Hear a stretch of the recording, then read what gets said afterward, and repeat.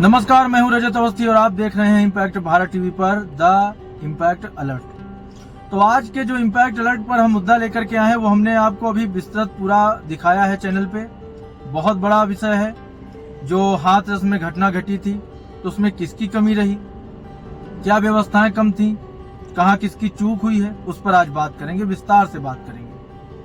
तो हमने जितना स्टडी में अपनी पाया वहां पर अगर देखा जाए तो कमियां ही कमियां मिली। जो व्यवस्थाएं होती हैं, व्यवस्थाओं के नाम पर बहुत सारी कमियां थी। वो बात अलग है कि सरकार एक्शन में है, सरकार एक्शन में तुरंत आ गई, एक्टिव हो गई, सीएम योगी खुद मौके पर पहुंचे, ये सब पॉजिटिव चीजें हैं। लेकिन उनके साथ साथ जो वहां पे अव्यवस्थाएं थी उनको भी नजरअंदाज नहीं किया जा सकता। सबसे पहली चीज हम लोगों से ये जानना चाहेंगे कि अगर कहीं इस तरह का आयोजन होता है तो आप क्या सोचकर वहां पे जाते हैं? कोई चमत्कार तो नहीं है ना दुनिया में। आपकी आस्था है, भगवान का नाम लीजिए, आस्था में आप पूरा अपना मन लगाइए। लेकिन ऐसी जगह पर जहां पर भीड़ का अंबार है, जहां पर अनगिनत भीड़ के लोग हैं, वहां पे गिनती ही नहीं है कि कितने लोग हैं, ऐसी जगह में जान को जोखिम में डालना। आप वहां गए और आपको जब वहां लगा कि नहीं यहाँ भीड़ बहुत ज्यादा है, हमें असुविधा भी हो सकती है, हमारे जीवन पर भी संकट आ सकता है अगर ऐसी जगह में, क्योंकि अंदाजा तो लग जाता है जब आप जाते हो कहीं, वहां भीड़ देखते हो तो अंदाजा तो लग ही जाता है कि यहाँ पर इस तरह की भीड़ है। अगर यहाँ भगदड़ मच गई, आदमी हर तरह से कॉन्शियस रहता है, जागरूक रहता है, अपने जीवन के लिए तो कम से कम इतना सोचता है कि यहाँ पर अगर ऐसा कुछ हुआ तो क्या हो सकता है, क्या घटना घट सकती है। तो शुरू से बात करते हैं। भोले बाबा है, उनका नाम भोले बाबा कहते हैं लोग। पता चलता है रिपोर्ट में कि कोई नौकरी छोड़ के वो सत्संग करने लगे थे, तो वो उनका सत्संग था।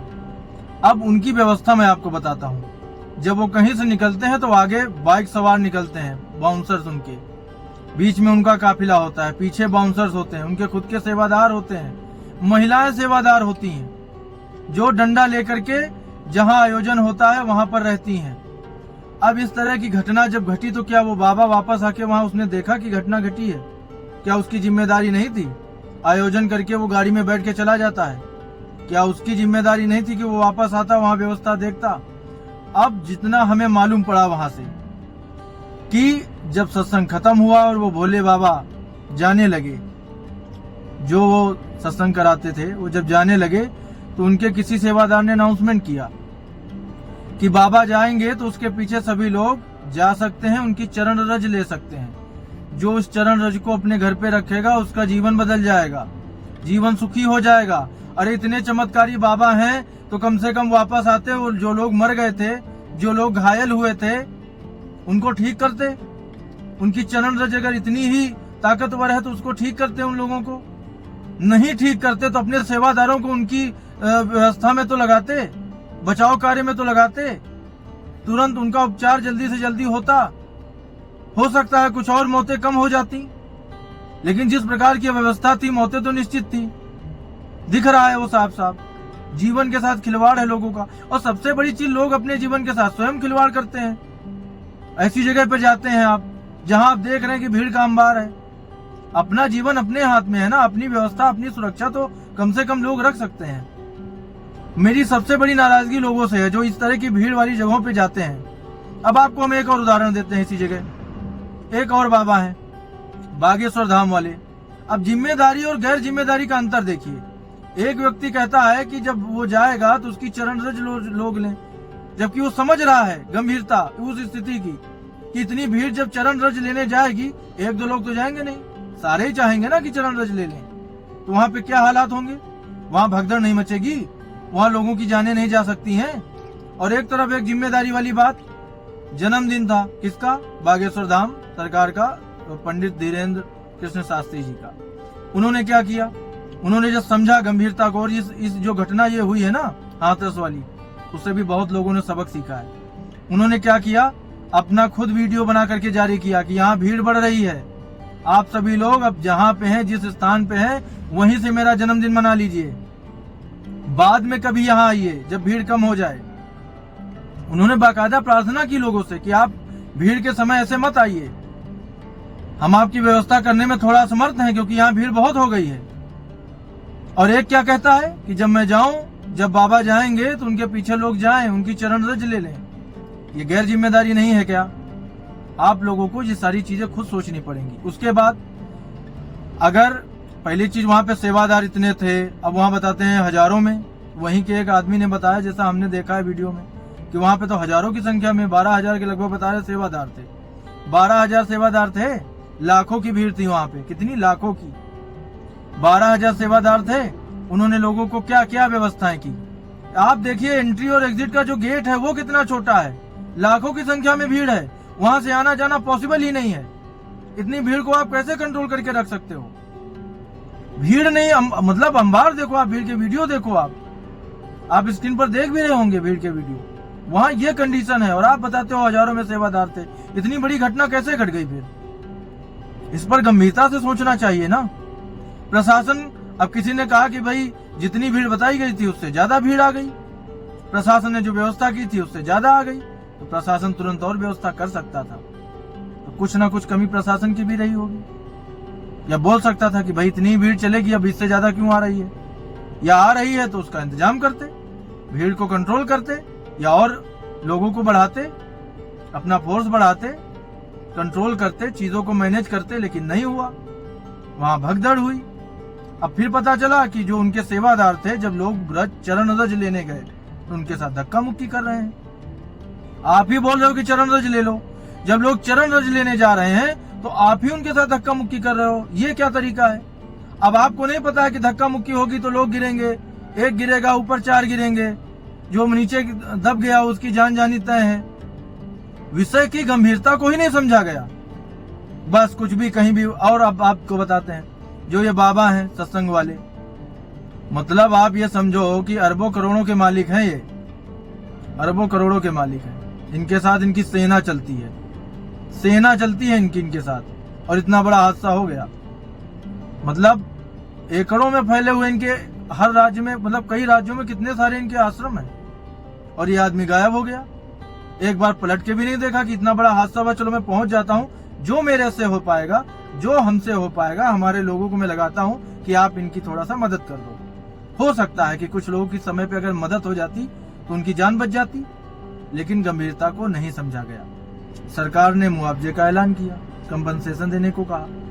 इसमें केंद्र सरकार और राज्य सरकार ठीक है, अपनी जगह है। सीएम योगी का एक बयान आया कि अगर इसमें साजिश है तो उसका भी हम पूरी तरह से तह तक जाएंगे।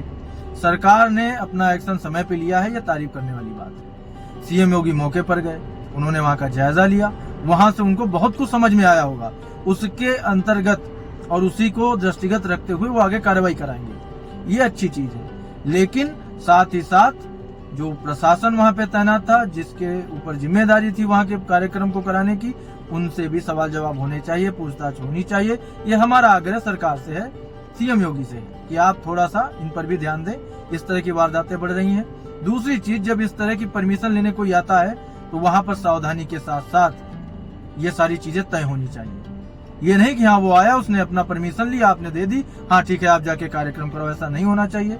मौके पर जाकर के उस पुलिस प्रशासन को वहां का जायजा लेना चाहिए कि ये कितनी जगह है, कितने लोग आएंगे, उनके आने जाने की क्या व्यवस्था है, उनके वहां पर रुकने और सत्संग या जो भी कार्यक्रम होते हैं उनके आयोजन में क्या क्या व्यवस्थाएं हैं, क्या क्या व्यवस्थाएं होनी चाहिए, वो जायजा लेकर के तब अनुमति देनी चाहिए। ये जो फटाफट वाला होता है ना कि बस अनुमति लिए, हाँ जाइए कराइए, हम भी भेज देंगे 2-4 लोग, ऐसा नहीं चलेगा। लोगों की जान के साथ खिलवाड़ नहीं होना चाहिए।